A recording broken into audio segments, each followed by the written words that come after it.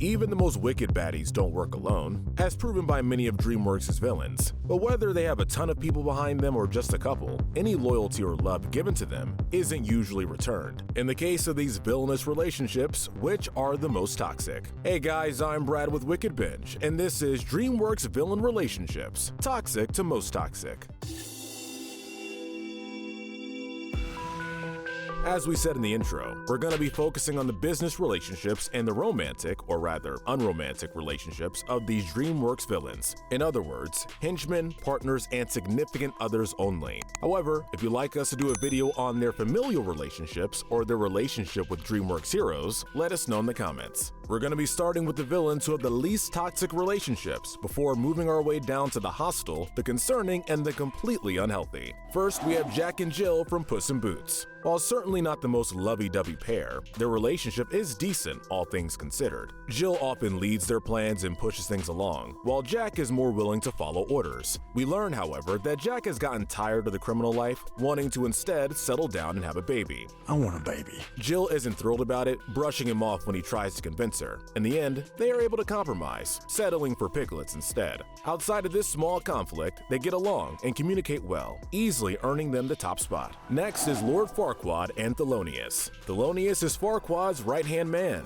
He follows his lord's order to the letter, whether he's torturing Gingy or threatening the magic mirror. As it turns out, Farquaad doesn't only see Thelonious as extra muscle, but also listens to his advice when Thelonious tells him to pick Bachelorette number 3, aka Fiona, during the magic mirror's matchmaking game. Pick number 3, my lord. Their relationship is simple. Thelonious gives support, and Farquaad doesn't give much of a reason to betray him, since he isn't too cruel to his henchmen. But Thelonious isn't all that loyal, since he uses a cue card to encourage the audience at the church to support Shrek and Fiona's love after Farquaad gets eaten. Next is Dave and his squids. This is probably the most neutral boss-henchman relationship on this list. Being focused more on his relationship with humans and revenge on the penguins, he isn't all that affectionate with his squiddy henchmen. That being said, he gets along reasonably well with his henchmen. He never abuses them, and occasionally even says please when giving them orders. Elijah, would you please take them away?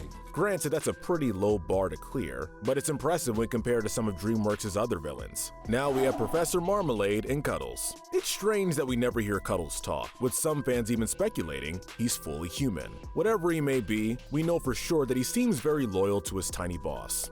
Well, mostly. We see him do things like helping Marmalade get ready, giving him an extra step, piloting his helicopter, and so much more, all without getting a thank you or even any basic acknowledgement, as though Marmalade just takes his subservience totally for granted. Cuddles. Finish them. Not that Cuddles seems to mind that much, but still. In the end though, we see that even Cuddles' loyalty has its limit, and he ends up ditching Marmalade right before he gets arrested. Just makes the relationship look shallow. Now we have Professor Poopy Pants and Melvin. In some respects, it's nice that both characters are essentially using each other, know this, and are totally okay with it. Melvin is only working with Poopy Pants to get extra credit, while Poopy Pants only respects Melvin for his lack of a sense of humor and would otherwise only see him as a total suck-up. Let the poopageddon begin!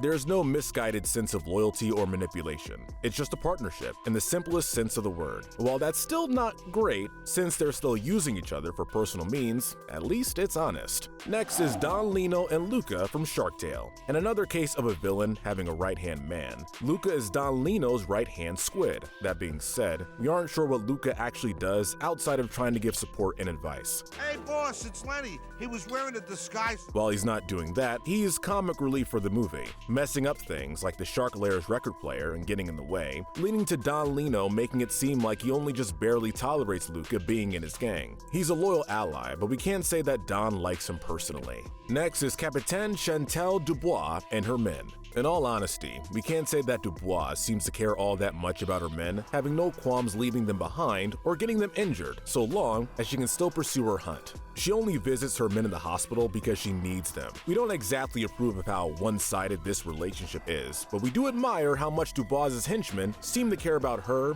goals, and apparently their country, as they're able to heal their injuries after listening to Dubois sing an inspiring song. Even after everything they'd gone through at that point, they're still ready to get back to the hunt. So, points for determination and loyalty. Next is Miss Grunion and Agamemnon. In the grand scheme of Mr. Peabody and Sherman, this pair doesn't matter much. In fact, it only becomes a thing at the very end, when Agamemnon decides to take her back to his time period, essentially just kidnapping her to be his bride. That's a bit of, yikes. When we cut to their wedding, however, Miss Grunion doesn't seem to mind it too much, and is even enthusiastically kissing Agamemnon. Look, we can't ignore how their relationship started, but at least things worked out in the end. I'm in love! Just outside the podium of toxicity, it's Mrs. Tweedy and Mr. Tweedy. Yep, we're talking about them again. It's about as close to a loveless marriage as we're gonna get from this studio, to the point where some fans didn't even realize they were married. Mr. Tweedy will be poor no longer.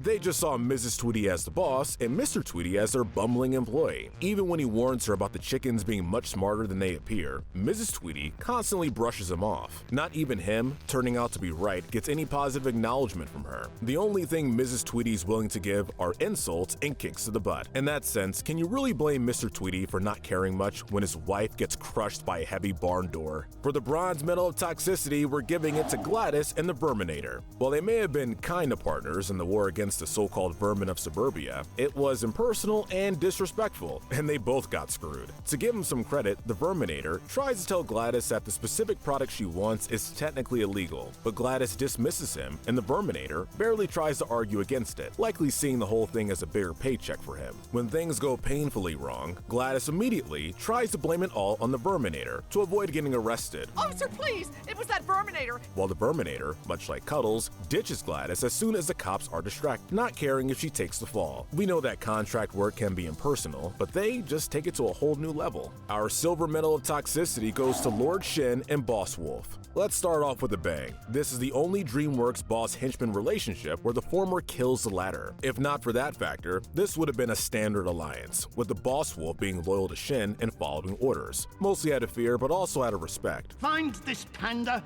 and bring him to me.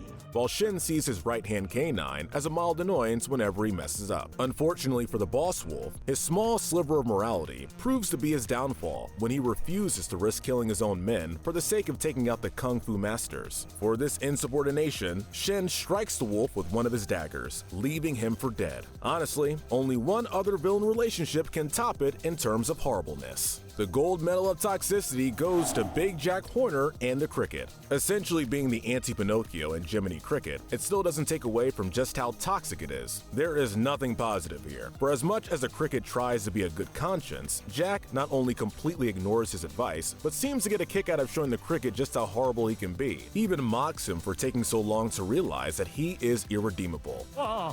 What took you so long, idiot? There's no respect, though we suppose this isn't surprising coming from Jack. Probably the least toxic part of this is just the fact that the Cricket isn't totally blinded by his own belief of there being good in everyone, and actually trying to stand up for himself, even getting his revenge. Outside of being the one thing to stop Jack, this relationship was a disaster from start to finish. Although, we won't lie, it was pretty hilarious to watch unfold. Alright guys, that's the list. Let us know in the comments section if you agree with our ranking, and tell us what we should cover next. Remember to hit that notification bell and binge more of our videos. But most importantly, stay wicked.